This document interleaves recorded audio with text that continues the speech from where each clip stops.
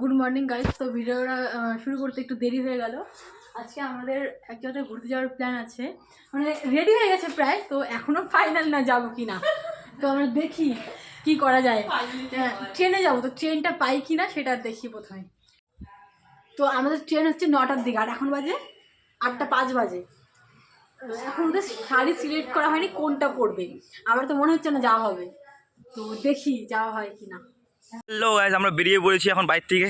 টোটো রাখতে যাবো ওই যে ওই মোড়টাতে, ঠিক আছে? তো এখন টোটো ডেকে ওদের রেডি হয়েছে কিনা দেখতে হবে। রেডি তো হয়ে গেছে। ঠিক আছে, তো যাচ্ছি আমরা এখন টোটো রাখতে। কী হয়েছে, টোটো পেয়ে গেছি, এখন যাচ্ছি বাড়ির দিকে রওনা দিলাম। ওদেরকে নিয়ে আসি। আমি যখন টোটোটা নিয়ে আসলাম তখন ভাবছিলাম হয়তো টোটো ড্রাইভার ওদের জন্য দাঁড়িয়ে থাকবে, কিন্তু না, ওরা ওদের ঠিক টাইম মতো রেডি হয়ে গেছিলো। আর ট্রেনটা পাই কিনা এটাই। চলো চলো, টাটা। স্টেশনে গিয়ে আবার দেখা হচ্ছে, চলো। ঠান্ডাটা লাগবে, চাদরটা জড়াই যায়। কোচবিহার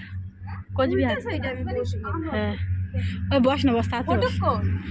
স্টেশনে তো চলে আসলাম। তো এখন আমি টিকিটটা কেটে নেই প্রথমে, তারপরে আবার দেখাচ্ছি। তো আমি টিকিটটা কেটে নিলাম। কেউ যদি এনজেপি থেকে কোচবিহার যেতে চাও, পার পিস 75 টাকা করে পড়বে। আমরা আমাদের ট্রেনে উঠে পড়েছিলাম। বাইরে খুব ভিড় ছিল বলে আমি ট্রেনটা দেখাতে পারিনি। তো আমরা ট্রেনের টিকিট কেটেছিলাম হচ্ছে সুপার এক্সপ্রেসে, আর ট্রেনে উঠেছিলাম হচ্ছে পদা থেকে। তো যেই ট্রেনের টিকিট কেটেছিলাম সেই ট্রেনে উঠিনি, আর এরা বসে বসে খুব বোরিং ফিল করছিল। কোচবিহার গিয়ে ফাইনালি কোচবিহার চলে এলাম। আমি ভাবতে পারিনি কোচবিহার আজকে মানে আসা হবে আর কি। কোচবিহার স্টেশনে চলে এসেছি। এবার এখান থেকে টোটোতে উঠে রাজবাড়ি যাব। মানে আমাদের আজকে ডেস্টিনেশন আছে কোচবিহার রাজবাড়ি। মানে স্টেশনটা পার হলে পরেই টোটো স্ট্যান্ডে লোকগুলো খুব ডাকাডাকি করবে, রাজবাড়ি রাজবাড়ি।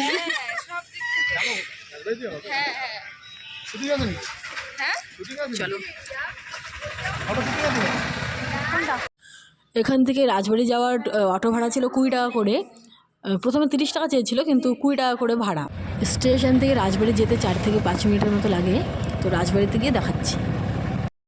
অটো একদম ঠিক রাজবাড়ির সামনে নামিয়ে দেবে। তো অটো থেকে নেমে 4-5 পা হাঁটলে পরেই রাজবাড়ি গেটের সামনে। তো আমি ভিডিও করতে করতে যাই, তো ওখানে আর ভিডিও অ্যালাউ নেই। আর টিকিট কাউন্টারও আমাকে ভিডিও করতে দেয়নি। টিকিট প্রাইস ছিল পার পিস ছিল 25 টাকা করে। যেহেতু আমরা 4 জন গিয়েছিলাম তাই আমাদের সবার 100 টাকা পড়েছিল টোটাল। এখানে ভিডিও করতে দিচ্ছিল না। আর এখান থেকে ফাইনালি আমরা আমাদের ডেস্টিনেশনে পৌঁছে গেছি।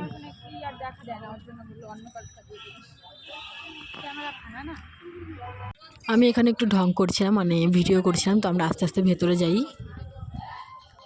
রাজবাড়িটা তো খুব সুন্দর ছিল। আর হ্যাঁ, এটা বলে রাখা ভালো যে রাজবাড়িতে কোনো বাইরের খাবার নিয়ে প্রবেশ করতে দেয় না।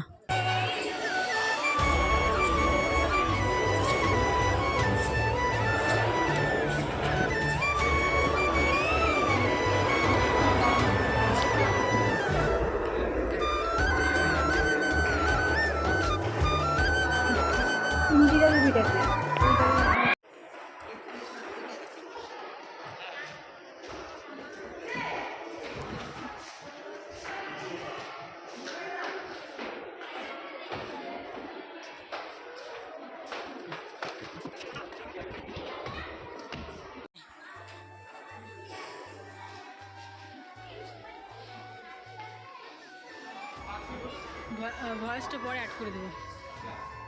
এটাতে চল, ওইদিকে আর কিছু নেই।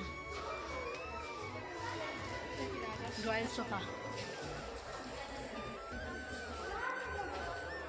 রাজপ্রাসাদ।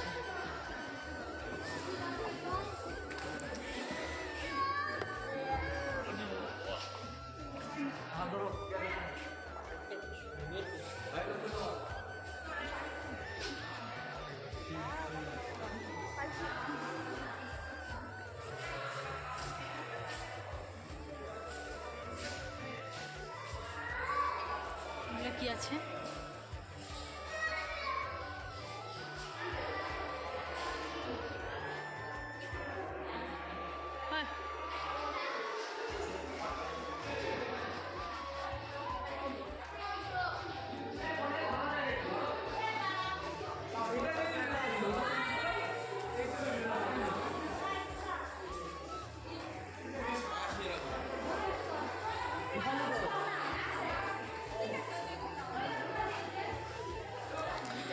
ছবি তুলতে দিবে না লেখাই আছে, যাই হোক এখানে দেখানো হলো না। চল এখানে ছবি তুলবো, ভালো লাগবে কি, এখানে ছবি তুললে ভালো।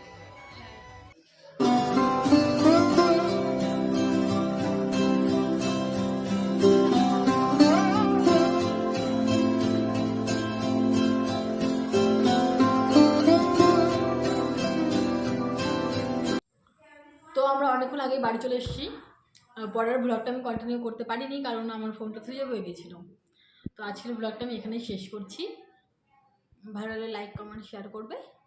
বাই।